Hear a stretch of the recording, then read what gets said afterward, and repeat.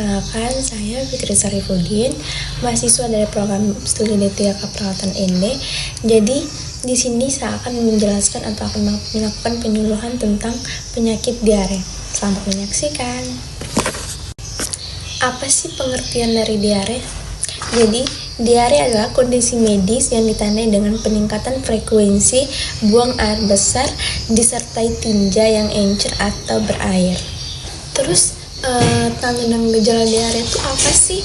Yang pertama, buang air besar lebih sering dan biasanya.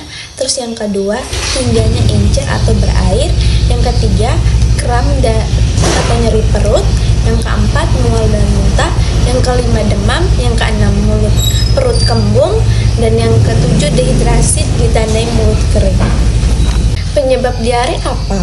Penyebab diare itu ada 5. Yang pertama, oleh infeksi bakteri, yang kedua oleh infeksi virus, dan yang ketiga keracunan makanan, keempat alergi makanan, dan yang kelima kebersihan dan sanitasi yang buruk.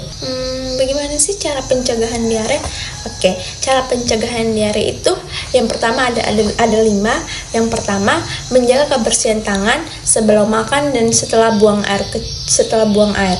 Jadi sebelum makan atau setelah kita buang air besar, buang air kecil, harus wajib untuk mencuci tangan. Terus yang kedua, harus mengonsumsi makanan dan minum air bersih serta matang sempurna. Jadi kalau kita mau masak, mau makan, itu makanan itu harus matangnya itu sempurna, jangan setengah-setengah. Terus itu yang ketiga, menghindari kontak dengan orang yang sakit untuk mencegah penularan.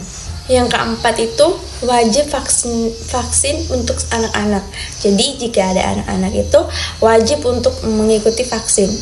Terus yang kelima, memperhatikan sanitasi lingkungan termasuk air dan fasilitas buang air. Pengobatan diare itu bagaimana? Oke, pengobatan diare itu ada 4. Yang pertama, rehidrasi dengan minum air putih, oralit, atau cairan elektrolit. Jadi harus wajib minum air putih lebih banyak ya. Terus yang kedua, makanan ringan dan mudah dicerna, hindari makanan pedas atau berlemak. Jadi saat kita diare itu hindari makan makanan yang pedas atau berlemak. Terus yang ketiga, obat-obatan diperlukan seperti antibiotik untuk infeksi bakteri dan probiotik. Terus yang keempat, istirahat yang cukup untuk mempercepat pemulihan tubuh. Oke, baik, mungkin itu saja materi atau tentang penyakit diare yang saya jelaskan. Semoga bermanfaat bagi kita semua.